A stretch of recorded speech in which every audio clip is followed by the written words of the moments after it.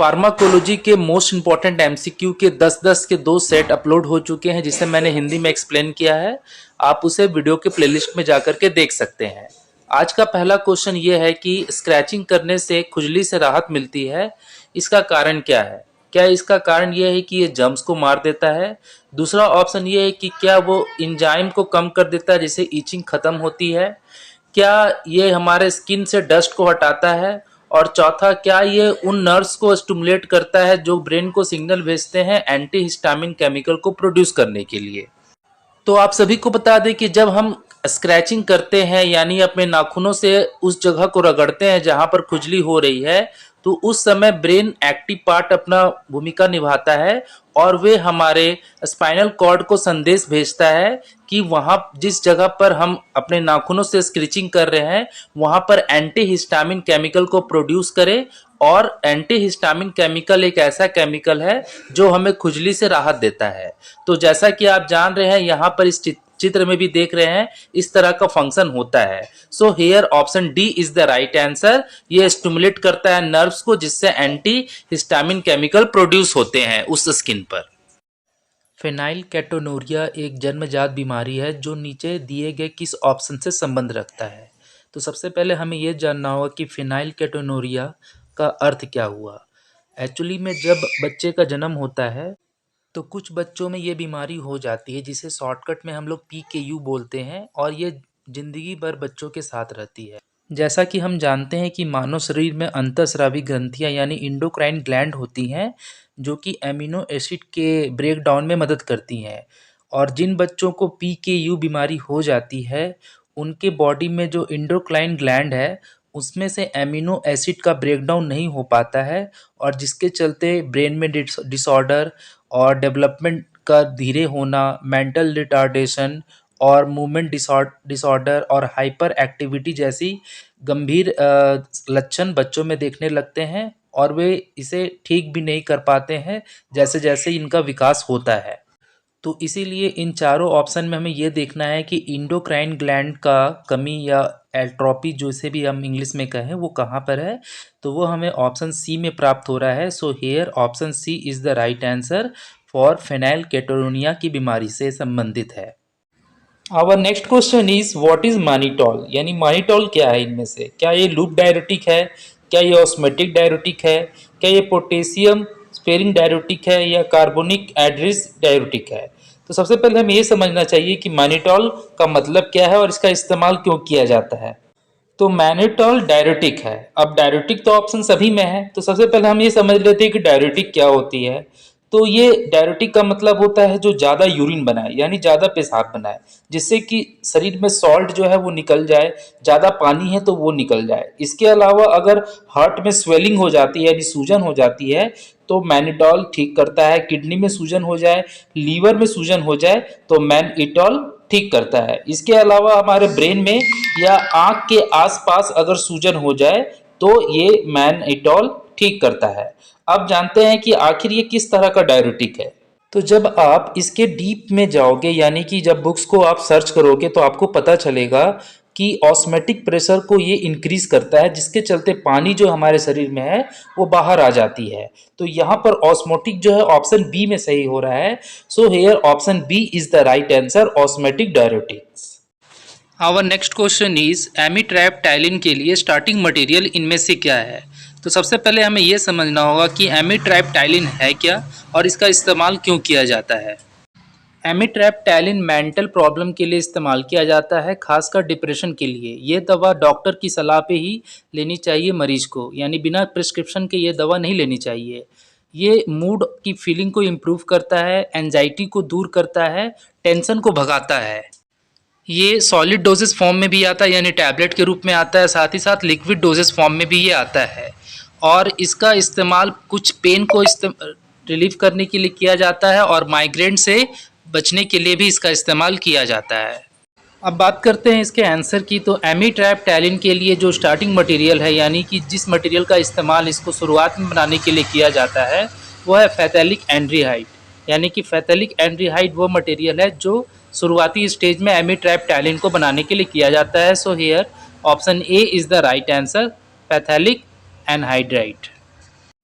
Our next question is penicillin on hydrolysis with alkali give, यानी कि penicillin को जब हाइड्रोलाइसिस किया जाता है अल्कलीस के साथ तो क्या देता है। तो हमें यहाँ पे ये समझना होगा कि पेनिसिलिन क्या है, हाइड्रोलाइसिस क्या होती है और अल्कली क्या होते हैं। तो सबसे पहले जानते हैं कि पेनिसिलिन क्या होती है। पेनिसिलिन एक एंटीबायोटिक है जो लीवर में मेटाबोलाइज होती है। मेटाबोलाइज का मतलब होता है कि ये शरीर में किस अंग में जा कर के टूट जाता है, यानी इसे लीवर तोड़ देता है और जहाँ जहाँ भेजना है इसे काम करने के लिए वहाँ भेजता है। Penicillin skin infection, dental infection, ear infection, यहाँ तक कि नोज़ और थ्रोट और लंग के इन्फेक्शन, यूरिनरी ट्रैक्ट इन्फेक्शन को ठीक करता है। अब बात करते हैं कि हाइड्रोलिसिस क्या होती है। हाइड्रोलाइसिस एक ऐसी प्रक्रिया है जिसमें किसी भी सब्सटेंस को उसे केमिकल ब्रेकडाउन किया जाता है पानी की मदद से, यानी कि वाटर की मदद से सब्सटेंस को उसके केमिकल में तोड़ दिया जाता है। और अल्कलीस का मतलब होता है क्षार। तो क्वेश्चन में आते हैं कि जब पेनिसिलिन को अल्कलीस नेचर में हाइड्रोलिसिस किया जाता है तो ये पेलिनियनिक एसिड में टूट जाता है। साथ ही साथ आपको यहाँ ये भी जानना है कि ये एक बायोकैटलिस्ट है और हाइड्रोलिसिस का जो रिएक्शन होता है वो बफर स्टेज में होता है जिसका पीएच वैल्यू 7.5 से लेके 8 के बीच होता है। सो यहाँ पर ऑप्शन ए सही हो रहा है। Penicillic acid is the right answer. Option A is the correct. Our next question is chloroquine is anti-malarial drug जो कि संबंध रखता है, यानी कि नीचे दिए गए ऑप्शन से क्लोरोक्विन किस क्लास से संबंध रखता है।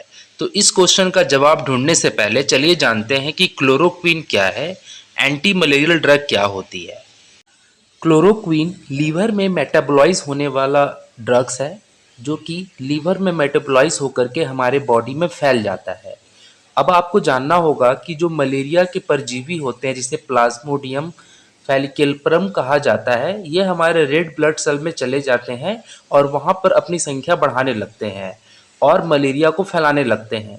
और जो दवा इसमें इस्तेमाल की जाती है मलेरिया के जो भी सूक्ष्म जीव हैं उसे रोकने के लिए, उसे एंटी मलेरियल ड्रग कहा जाता है जिसका एग्जाम्पल है क्लोरोक्विन। आइए अब बात करते हैं इसके आंसर्स की। मलेरिया की दवा बनाने के लिए सिनकोना बार्क का यूज़ किया जाता है। सिनकोना एक पेड़ का नाम है और बार्क उसकी छाल को बोलते हैं और उसमें क्यूनोलिन नाम का एक केमिकल पाया जाता है या केमिकल पदार्थ पाया जाता है। तो ऑप्शन में हमें ए बी सी में क्यूनोलाइन देखने को मिल रहा है, तो ये तीनों में से कोई एक होगा और सभी में एमिनो भी लिखा हुआ है। तो अब 4 एमिनो होगा, 3 एमिनो होगा कि 2 एमिनो होगा, इसके लिए इसके केमिकल स्ट्रक्चर में चलते हैं। तो इस स्ट्रक्चर में आप देख रहे हैं NH2। NH2 जो है यहाँ मॉलिक्यूल्स है और इसके नंबरिंग क्या होगी उससे आंसर प्राप्त हो जाएगा। तो ऑर्थो पोजीशन यानी कि टॉप में देखिए 1 2 3 4 यानी 4 हो रहा है। So here option A is the right answer, 4 amino quinoline is the right answer. Our next question is codeine और मॉर्फिन के स्ट्रक्चर में क्या फर्क है। तो इसका आंसर जानने के लिए हमें यह जानना पड़ेगा कि कोडिन आखिर में है क्या और मॉर्फिन क्या है। चलिए जानते हैं सबसे पहले इन दोनों के बारे में। कोडिन एक मॉर्फिन का ही ड्रग है जिसका इस्तेमाल पेन को ट्रीट करने के लिए, कफ को ठीक करने के लिए और डायरिया में किया जाता है और ये नेचुरली रूप से ओपियम पॉपी के सैप से प्राप्त होता है, यानी ओपियम पॉपी का जो प्लांट है उसी के सैप से इसे प्राप्त किया जाता है। कोडिन एक वीक ओपियाइड पेन किलर है और इसे पैरासीटामोल के साथ मिलाकर के दिया जाता है। मॉर्फिन एक स्ट्रॉन्ग ओपिएट ड्रग है और ये पॉपिन के रेजिन से प्राप्त होता है और इसका इस्तेमाल पेन मेडिकेशन में किया जाता है। इसे हम लोग नार्कोटिक एनाल्जेसिक भी कहते हैं, यानी इसका अर्थ हुआ पेन मेडिसिन। ये हमारे सेंट्रल नर्वस सिस्टम पे एक्ट करता है और पेन से रिलीफ दिलवाता है। अब बात करते हैं कि आखिर आंसर क्या होगा। तो आंसर के लिए हमें इनके स्ट्रक्चर पे जाना पड़ेगा। इनके स्ट्रक्चर में देखने से साफ पता चल रहा है कि एन मिथाइल ग्रुप दोनों में है जैसा कि आप देख रहे हैं, और लेकिन जो ऑप्शन डी है OCH3 ग्रुप मॉर्फिन में मौजूद नहीं है लेकिन कोडिन में मौजूद है। तो इस तरह से हम देख रहे हैं कि दोनों में OCH3 ग्रुप का डिफरेंस है। So here option D is the right answer, OCH3 group. Our next question is pralidoxime is useful in, यानी कि पार्लिडॉक्सिन किस में इस्तेमाल किया जाता है? क्या वो ऑर्गेनोफॉस्फेट पॉइजनिंग में इस्तेमाल किया जाता है, या कार्बामेट पॉइजनिंग में इस्तेमाल किया जाता है, या थियोफाइलिन पॉइजनिंग में इस्तेमाल किया जाता है, या टीसीए पॉइजनिंग में इस्तेमाल किया जाता है? तो चलिए पहले समझते हैं पार्लिडॉक्सिन है क्या, क्योंकि इसे समझेंगे तो हमें आंसर मिल जाएगा। तो पहले हम ये जान लें कि पार्लिडॉक्सिन एक एंटीडोट है। एंटीडोट मतलब जहर को काटने वाला या पॉइजन को काटने वाला। तो पॉइजन हम लोग यहाँ बात करेंगे, एंटीडोट तो सांप उप काट लेता है, उसके लिए इस्तेमाल होता है, तो हम लोग एंटी पॉइजन के तौर पर इसको देखते हैं। तो पार्लिडॉक्सिन जो है ये पाम का इंजेक्शन के नाम से मार्केट में अवेलेबल होता है।